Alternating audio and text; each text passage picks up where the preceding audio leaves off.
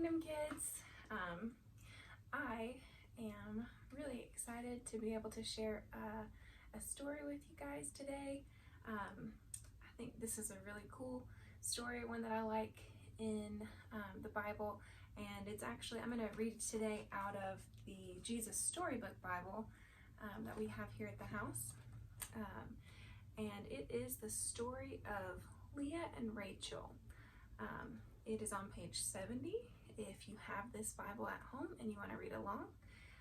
But in the big Bible, in our adult Bibles, it is found in Genesis 29 and 30.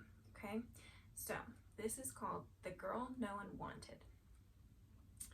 There were once two sisters. The youngest sister was very beautiful, and her name was Rachel. But the oldest sister wasn't beautiful at all. Some thought her quite ugly, and her name was Leah. Rachel was the kind of girl who always gets invited to parties and chosen for every team. Everyone loved her.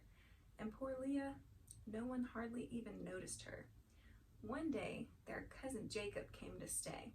He was one of Isaac's sons, and he was on the run.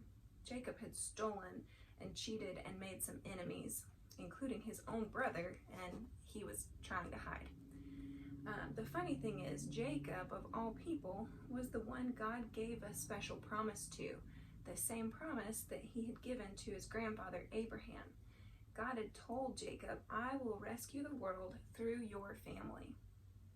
But then, God chooses people that we least expect it.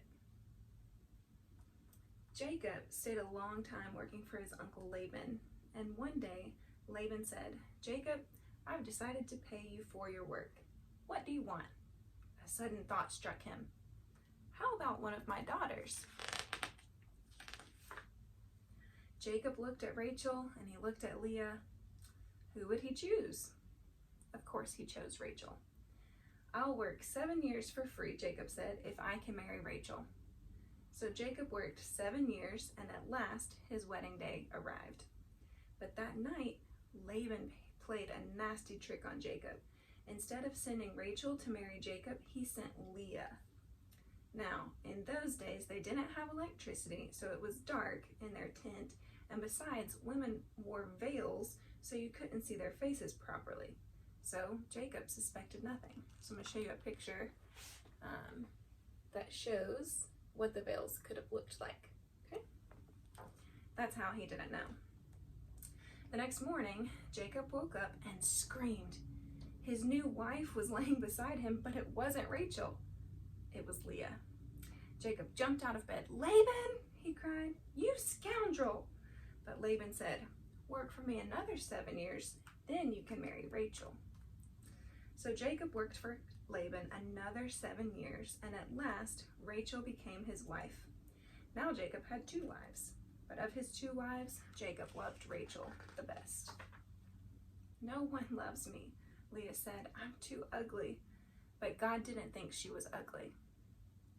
And when he saw that Leah was not loved and that no one wanted her, God chose her to love her specially, to give her a very important job. One day, God was going to rescue the whole world through Leah's family. Now, when Leah knew that God loved her in her heart, suddenly it didn't matter anymore whether her husband loved her the best or if she was the prettiest. Someone had chosen her. Someone did love her, with a never stopping, never giving up, unbreaking, always and forever love. So when Leah had a baby boy, she called him Judah, which means, "This time I will praise the Lord." And that's just what she did. And you'll never guess what job God gave Leah. You see, when God looked at Leah, he saw a princess, and sure enough, that's exactly what she became. One of Leah's children's children would become a prince, the Prince of Heaven, God's son. This prince would love God's people. They wouldn't need to be beautiful for him to love them.